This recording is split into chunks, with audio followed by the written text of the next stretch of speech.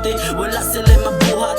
Di ta kalibel, kay di ta parehas suka. Ikaw ang empleyado, ako diri ang boss. Patungo tos babaw, kay di bagay sa